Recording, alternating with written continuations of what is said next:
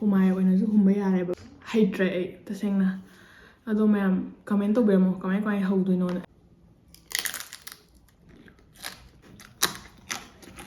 pro chips ni olja mi mga kak yani Ngasidi amna healthy oibane aina semjaraktoise chicken soup ka chicken burritos ka mayam kamai tawge habto yengminarse ahanbada chicken se fadana chamthokpiraga thumga black pepper tang totlaga thambigadamne minute 10 amuk sigi chicken breast sidi singdang hapaga phuchare burritos ki mix semnabani sida soup ki fresh oba veggies khara kakpa horasi aina lawjarise carrot ne beans ne spring onion ne mayamna sida adum hapningba happa dum yai matam gi squash kumba oro ama oro shape ka size ka sidi adum mayamna prefer tawba mong dum kakpiyu kaisu maru oiba oide singse manao amasu swaina kupna kakthokpirasi horen soup ta hapnaba Putpa nungaigadaba patra ma lawjaraga ngasai marinate tawhiba chicken do dum hapchanjare thumse kitang ngasai kauna hapkina kar hapchabane mayam changaga yengaga dum hapchanbiyo isingsu hapchanjare ising saugalakpada sigi form se masa matomda dum tongana tarakpaneba dudu lawthokpiraga singse amu hapchalaga carrot soibudu hapchanba loirba matung ngaktang leraga beans se hapchai beans si tukna munmani potpada pot hapada makhum sa ngaktang hangdokpane do makhumda yamba dum khumjai ado spring onion akakpadu hapchanjare aduga ngaktang mulle kanda chicken se lokhatpiraga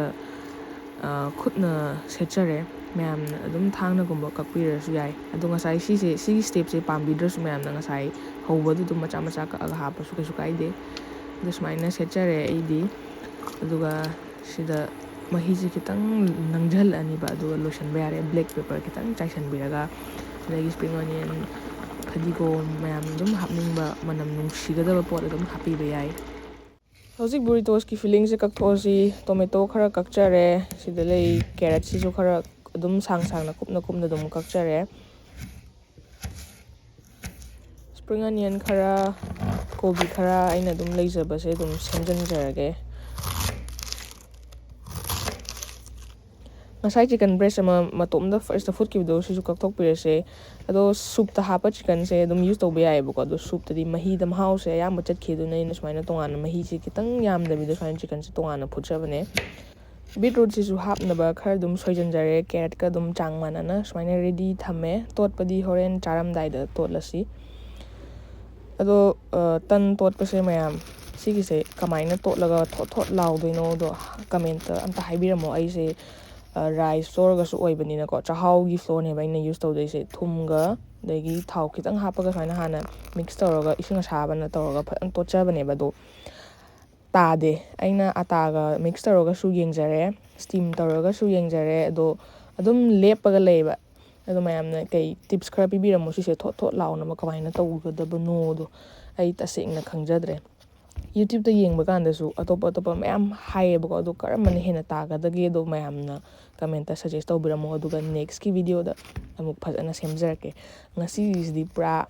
aina totlibase chips on doine mayam horen video da yengbiyo so aina dum tan se totpa mongda dum totchare niyom de dum chumna tawjabra na khanjai ado kai soibano do mayam haibiramo rice flour oibase da ise khara kok ngawreba chumnagi normal ata du dum taiba tanse ado si mix tawbase mayo hapaga mix hana phajana tawbirani thungnaba mayo se na yam hapchadre haidi kotlaga chadore na khangjare ba ise aduna sida black pepper na hapaga lotion jare thumnu hapai kem daka leite sina ngasai semgiba soup tune yam phajana hawe anabaga khangpa bhagadaba soup ne mayam na kai gumbi sanu ngai bidaba or mingonda pijaning ba lera so dum sembi bayani sigi soup si I'm the name of the name is City in a Chahaugi floors in the same burritos ka manana habit same get on your Chahaugi si tan si in a hoba si the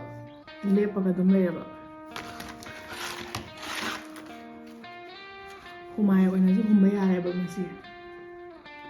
Musicasem ado haitre tasengna ado mayam comment tawbiramo kamai haudoino ai se tanse ahumlak horeba ngasai ayuktagine ba hojik pung nungdorang pung 5 tare ai kem chadri soup sing sai na semane ni khara thakpada su loidore su phajana semjara upai leitre ba ko sise aina ising asabana amuk totle adagi ataga mo mix tawre matom dong totle steam amuk tawre yadre ai haijadre duna aina smaina na chu zabai da chajarage ꯃꯌꯥꯝ ꯀꯃꯦꯟ ꯇꯧꯕꯤꯔꯝꯃꯣ ꯑꯩ ꯌꯥꯝ ꯆꯥꯅꯤꯡꯉꯦ ꯑꯩ ꯌꯥꯝ ꯁꯦꯝꯅꯤꯡꯉꯦꯕ ꯑꯗꯨ ꯍꯩꯇ꯭ꯔꯦ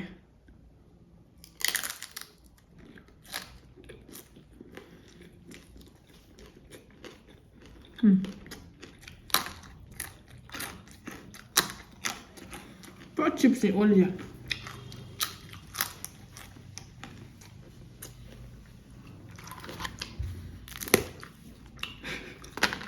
ꯃꯤ ꯃꯉꯥꯈꯛ ꯌꯥꯅꯤ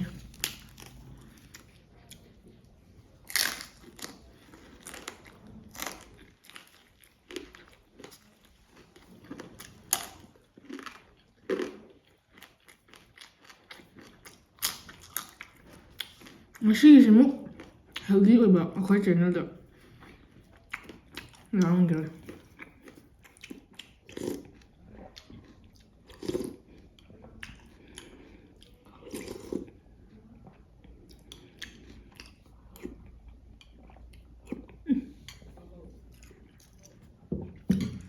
ꯁꯨꯞ ꯀꯩꯅꯣ ꯍꯥꯎꯋꯦꯕ ꯑꯩꯅ ꯇꯧꯔꯤꯁꯦ ꯊꯥꯏꯅꯒꯤ ꯅꯣꯛꯐꯗꯦ ꯑꯃ ꯂꯩꯕꯗꯣ ꯆꯥ ꯊꯛꯄ ꯆꯠꯂꯒ ꯆꯤꯅꯤ ꯌꯥꯎꯗꯦꯅ ꯆꯤꯅꯤ ꯄꯤꯔꯛꯑꯣꯅ ꯍꯥꯏꯔꯤꯉꯩꯗ ꯆꯥ ꯂꯣꯏꯁꯟꯈ꯭ꯔꯒ ꯄꯨꯛꯇ ꯑꯗꯨꯝ ꯃꯤꯂꯥꯏꯔꯨꯗ꯭ꯔꯣ ꯁꯤꯕꯨꯅ ꯆꯥꯍꯟꯈꯤꯕꯗꯣ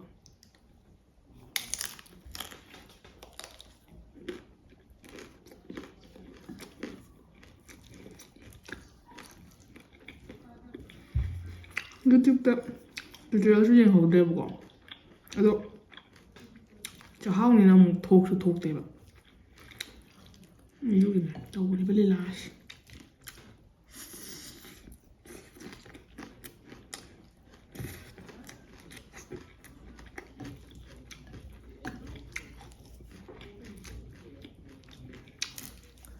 ꯆꯥꯛꯁꯤꯗꯤ ꯂꯥꯝꯃꯕ ꯍꯥꯏꯇꯥꯔꯦ ꯑꯩꯁꯦ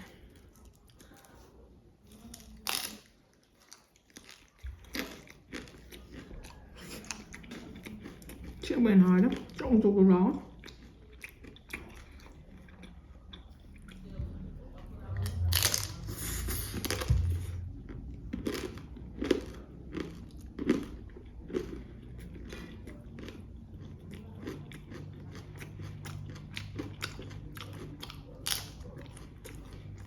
pura plopni.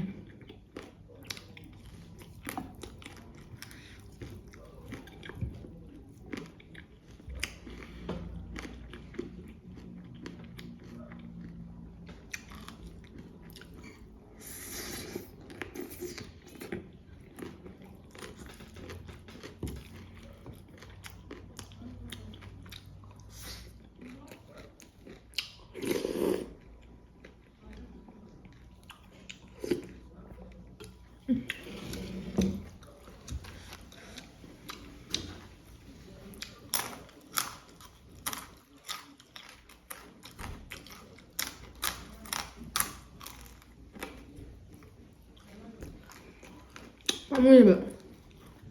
ꯉꯁꯥꯏ ꯑꯅꯤ ꯇꯥꯗꯕ ꯑꯅꯤꯁꯨ ꯑꯩꯁꯦ ꯈꯤꯇꯪ ꯈꯤꯇꯪ ꯇꯣꯠꯆꯔꯕꯅꯦꯕ ꯂꯩꯔꯤꯕꯁꯤꯁꯨ ꯑꯩ ꯀꯩꯗꯧꯗꯣꯏꯅꯣ ꯄꯥꯝꯃꯨꯕꯅ ꯂꯣꯏꯔꯦ ꯍꯦꯍꯦ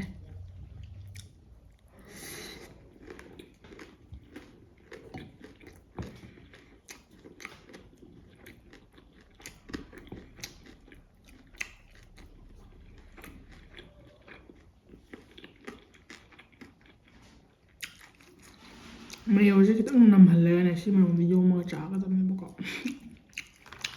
ꯑꯗꯨꯕꯨ इसका ये हालत है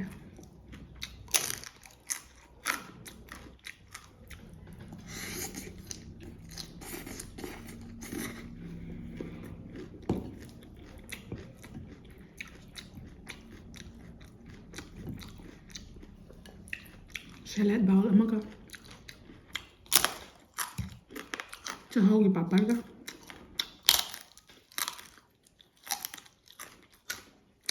और दाल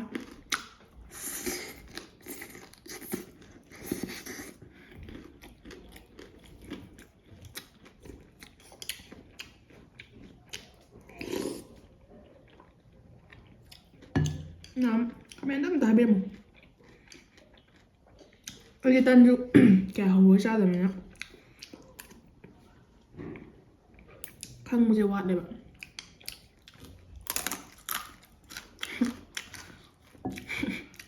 nục như tung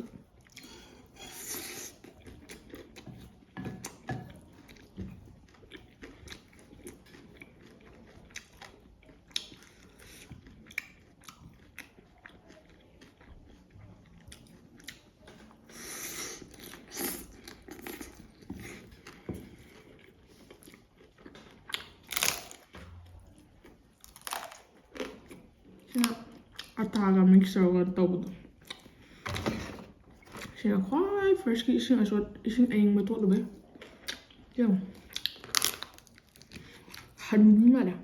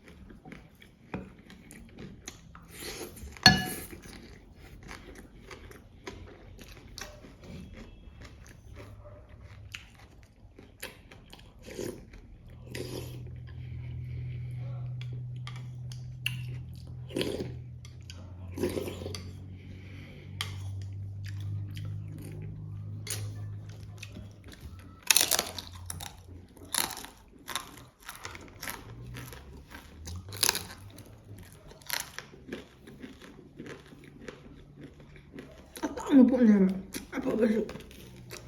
ꯍꯩꯇ꯭ꯔꯦꯕ ꯁꯤ ꯚꯤꯗꯤꯑꯣꯅꯦꯅ ꯇꯧꯍꯣꯡꯉꯅꯤꯗ